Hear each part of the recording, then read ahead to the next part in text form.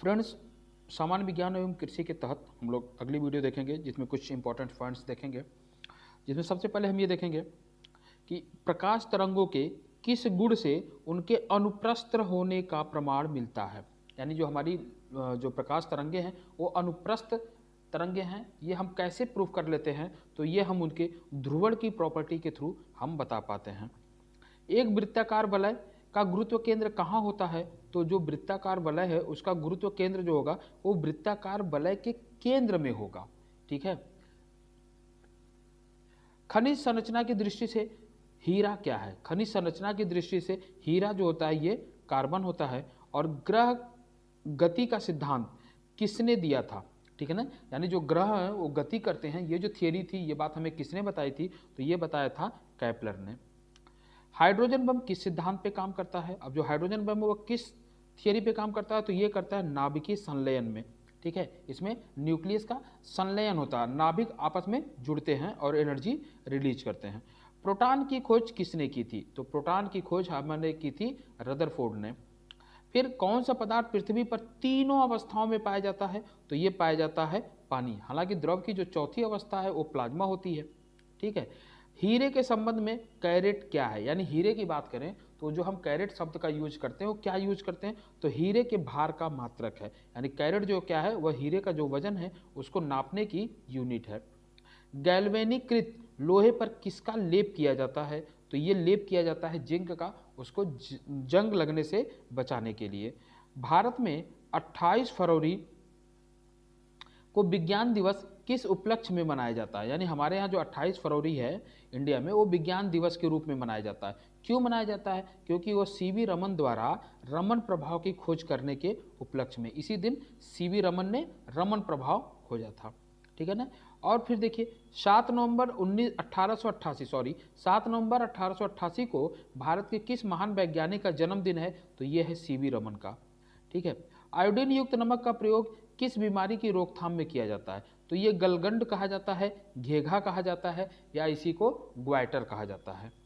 ठीक है। विद्युत मोटर क्या है? जो विद्युत मोटर है ये क्या है? तो विद्युत मोटर जो होता है ये विद्युत ऊर्जा को यांत्रिक ऊर्जा में परिवर्तित करने का एक यंत्र है। पृथ्वी का औसत घनत्व कितना है? पृथ्वी का औसत घनत्व कितना है?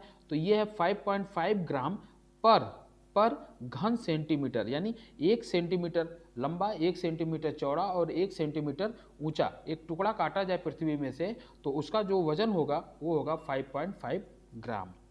ठीक है। फिर है पौधों में वाष्पोत्सर्जन दर के निर्धारण के लिए किस यंत्र का उपयोग किया जाता है? तो ये किया जाता है पोटोमीटर। या पोटोमीटर पूछे कभी हमसे एग्जाम में कि पोटोमीटर क्या है, तो पोटोमीटर से हम क्या करते हैं, वाष्पोत्सर्जन की रेट को निर्धारित करते हैं या नापते हैं। फिर पूछा जा रहा है रेड लेड का रासायनिक सूत्र क्या है? तो ये होता है Pb3O4। मानव शरीर में विटामिन के का निर्माण कहाँ होता है? विटामिन के हमारे लिए बहुत इंपॉर्टेंट है क्योंकि ब्लड बिना इसके जमेगा नहीं। तो ये के कहाँ हमारा बनता है? ये बनता है हमारा कोलन में बैक्टीरिया पाए जाते हैं और वही लोग इसका निर्माण करते हैं। डार्क एवेंजर क्या है? डार्क एवेंजर जो है यह एक प्रकार का कंप्यूटर वायरस है। माइकोलॉजी के तहत किस विज्ञान की किस शाखा का अध्ययन किया जाता है? तो माइकोलॉजी में किया जाता है शैवाल का। और फाइकोलॉजी अगर पूछे कभी तो फाइकोलॉजी में किया जाता है फंगस का या कवक का।